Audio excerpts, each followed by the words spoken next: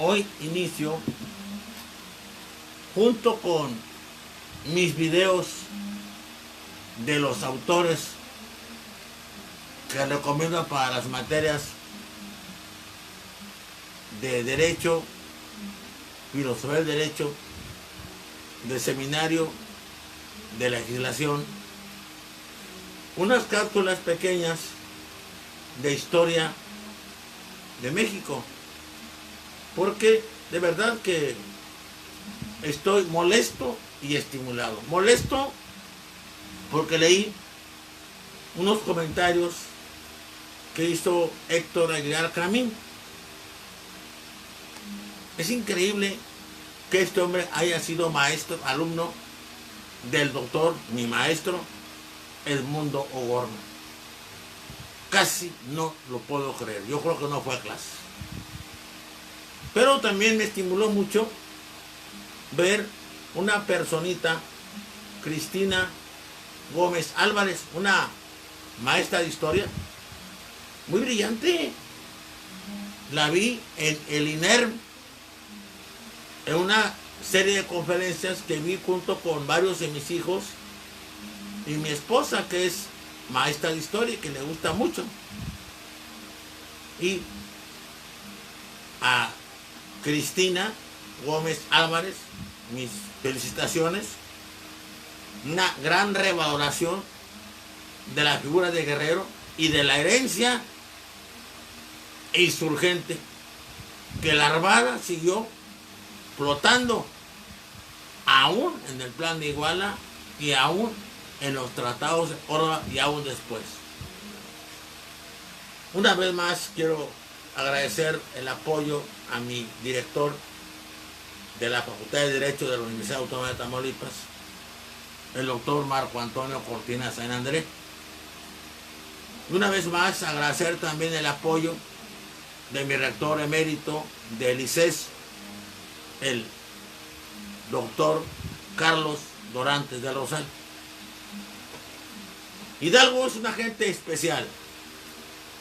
Estudió en una escuela que fundó nada menos que Vasco de Quiroga, con las ideas de la utopía social de Tomás Moro, en un libro que le prestó su amigo personal, Fray Juan de Zumárraga, primer obispo de México e introductor de Erasmo a estas realidades.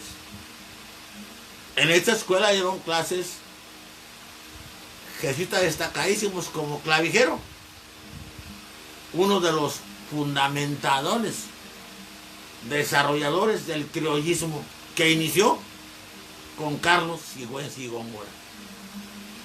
Hidalgo fue muy brillante desde alumno, le decían el zorro, y como maestro fue premiado.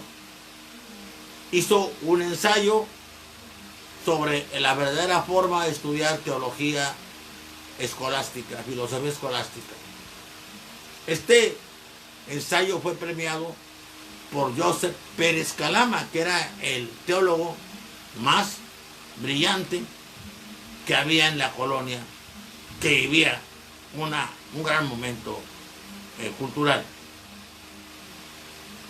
Pérez Calama le dijo algo, una especie de advertencia, pero que como ven no funcionó.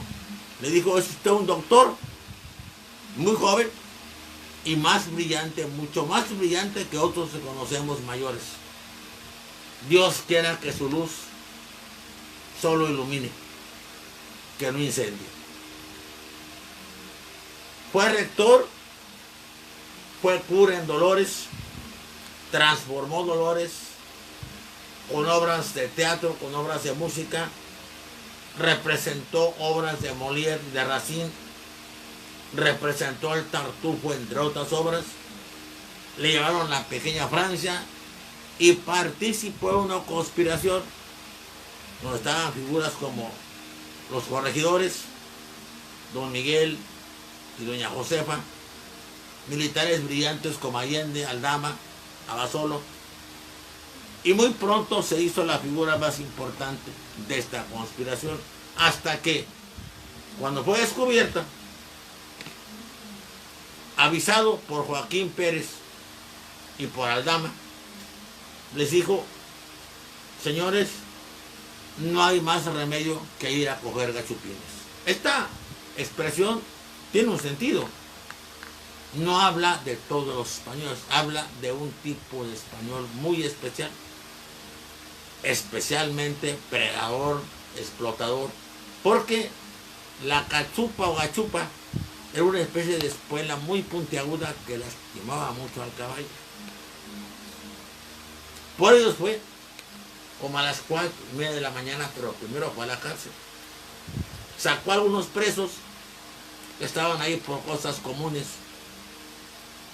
pleitos intrascendentes, ningún asesino serial, ni nada de eso. Y fue por los gachupines, por 18 de ellos. Los desarmó, le recogió dinero, fue el primer levantón y se los llevó como rehenes 18 a la iglesia. Era domingo, era 16 de septiembre, domingo. Y ahí tocaron las campanas. La campana era un esquilón, de esas campanas que dan vueltas, y arengó a la gente. Seguramente no habló de independencia total de España. Se manejaba la idea de que había un rey víctima de la ferocidad de Napoleón, Fernando VII, el deseado, que va a ser un rey bastante mediocre, no solo mediocre, pésimo para España, terrible, funesto. Y este rey entonces le hipostasiaba como si fuera una víctima de el feroz Napoleón. Ya España estaba poniéndose en marcha. El pueblo, los dirigentes, sobre todo los Borbones, que se habían apoderado de España, no estaban más que colaborando con el invasor francés. Ellos eran franceses también. Pero el pueblo, desde los levantamientos y los fusilamientos, se había levantado. Un Mina ya andaba por allá peleando, muy joven. Hidalgo marchó con cerca de 600 hombres al mediodía del 16 a una hacienda llamada de la R. Ahí comió con toda su gente, eran 600. Fue a Totonilco y ahí tuvo un acierto y un error, un pro y un contra, terribles. Tomó la imagen de la Virgen de Guadalupe. Yo quiero pensar que en cierta forma ella le habló y le dijo: llévame, quiero convivir con mi pueblo. Van a ver por qué. Esta escena la practicaba bellísimamente el maestro Edmundo Gorman, el doctor Edmundo Gorman. Por eso me extraña a mí que haya sido alumno del Héctor Herrera Camil, pues no le aprendió nada, para nada, porque en cuanto a Krauss, ya sabemos que él es ingeniero, con respeto para los ingenieros, y que se metió a hacer historia aquí en México. Fíjense qué chistoso. Y bueno, ya vemos qué historia nos ha hecho. Entonces, la Virgen de Guadalupe fue la gran convocante. De 600 en Atotonilco, llega con 5,000 a San Miguel, con 20,000 a Celaya, con 50,000 a Guanajuato, con 60,000 a Valladolid, con 70,000 a Toluca y con 115,000 a Monte de las Cruces. La Virgen India los convoca. La Virgen India les habla y se los lleva. Y van con ella. Y eso va a obligar a una cuestión fundamental, a un replanteamiento de los ideales primitivos de la independencia. Los ideales que de una forma ejemplificaban las aspiraciones de los criollos, se van a hacer un lado y van a surgir otras demandas. Hidalgo derrotando a Cuauhtémoc Trujillo, venido de Europa, con las mejores galas militares, cierta propensión a hacer cosas deleznables, hizo una traición cuando estaban dialogando, es derrotado. Hidalgo no toma México. Dicen hasta la fecha, sobre todo los conservadores, ya había conservadores desde entonces, están larvados, son también miméticos y han estado ahí siempre, que un sobrino, que un error, fueron muchas cosas. Hubo mucha deserción en la noche. Era la primera gran batalla que hacían terrible, con todo un ejército de línea, y así han llegado y fortalecido con muchas piezas de artillería nuevas. No tenían municiones casi, y sobre todo Hidalgo ya traía muchas presiones de Allende, de Aldama, de Abasolo, de varios de sus seguidores, que le señalaban su dar pie a que la gente hiciera un poco lo que quisiera, dar pie a desmanes, a tumultos y a cosas que son manchas para toda lucha, por justa que sea. Hidalgo tiene miedo, para mí, a la represión, pero sobre todo al salvajismo de su gente, que tiene años sufrido humillaciones, muchas completamente injustas, y ahí están. En lugar de tomar México, se enfrentan a Culco, a Calleja, es derrotado, aunque Calleja, como buen militar, en el parte de guerra que arregla, pone cosas que son increíbles, agiganta la victoria, que no es tal. Hidalgo se va a Guadalajara, donde hace gobierno con el amo Torres, echa a andar un periódico que se va a llamar El Despertador Americano. Las guerras, decía Martí, van sobre caminos de papeles, y la guerra de independencia de México fue siempre también sobre caminos de papeles. Aquí pasa decretos que ya extendió antes. Ojo, la concepción social de la independencia de México con Hidalgo tiene un contenido que no tiene ninguna. Nada más Haití antes, 1808, con otra explicación. Pero el contenido social, la libertad de América,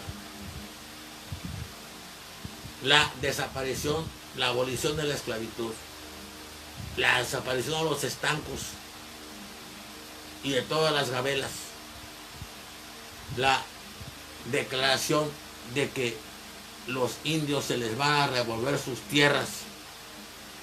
Todo esto que va a aparecer antes y luego después en el Despertador Americano revelan una concepción social de la lucha increíblemente mucho más avanzada que las luchas criollas de América del Sur, definitivamente. Hidalgo está adelantadísimo respecto de Bolívar y de todos los libertadores de América, mucho más. Esto lo va a explicar en El Espectador Americano.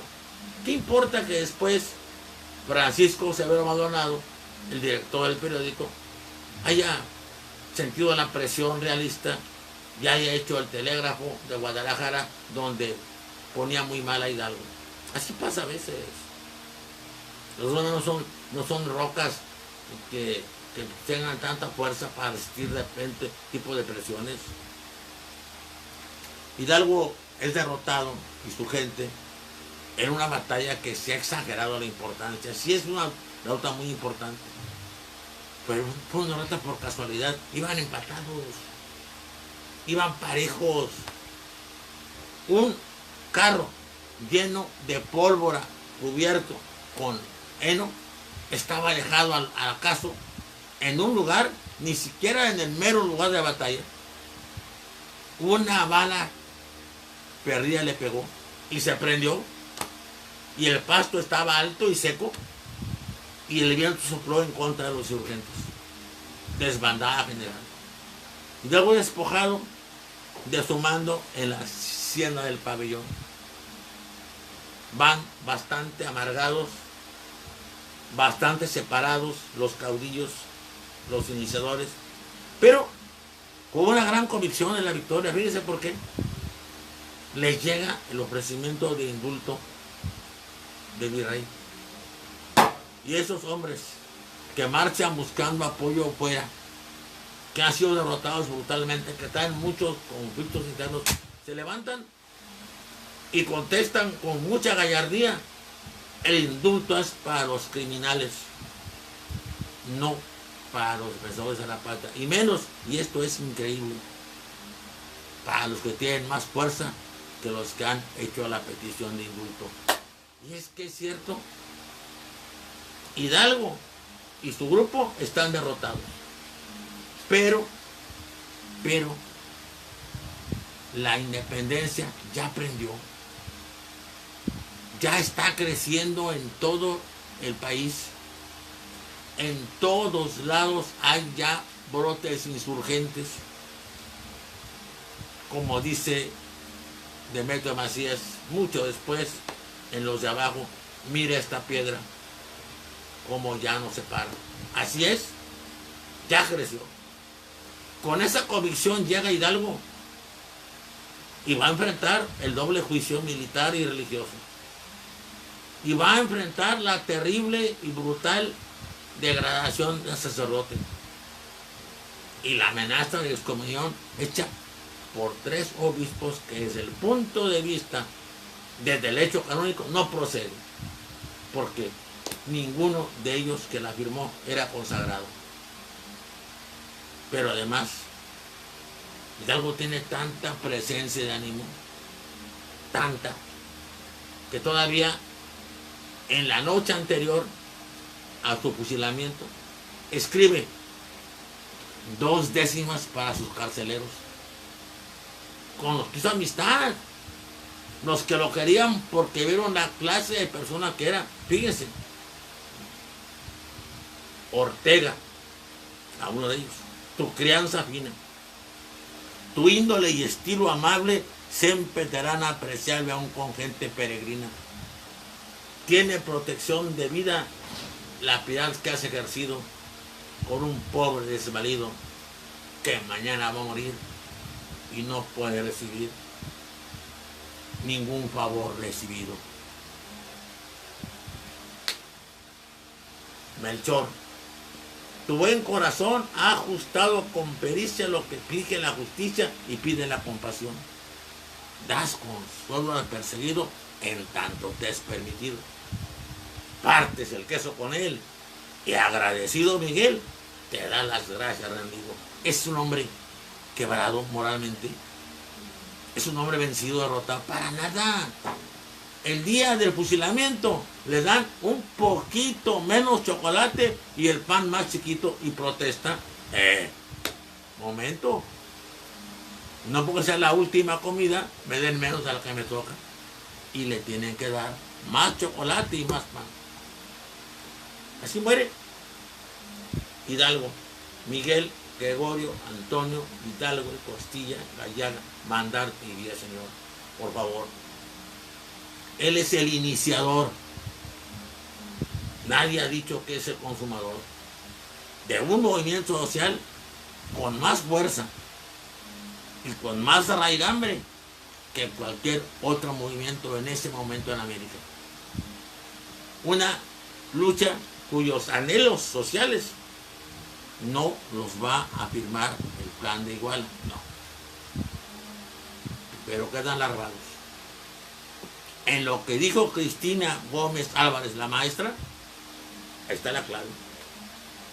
Desde el Plan de Iguala filtran las ideas precisamente Vicente Guerrero, tan menospreciado por estos historiadores improvisados que tenemos en México y que se la han pasado sacando con una precisión quirúrgica todo lo que pueden que sea afrentoso para Hidalgo, para Rayón, para Morelos, para Mina, para Guerrero, para los niños héroes y para las luchas de México en Texas y en el 47. Vamos a hablar poco a poco de ellos. Les pido a todos que se inscriban, que se suscriban a mi video, a mi blog. Es importante para mí, a mí me cuestan estas cosas. Tengo apoyo, pero es todavía muy escaso, muy pequeño. Si ustedes me apoyan, si se inscriben, si me apoyan con eso, empieza a financiarme Facebook y YouTube. Inscríbanse, por favor. Dios los bendiga a todos. Y seguimos mañana. Vamos a hablar de Bodino y vamos a hablar de Hobbes.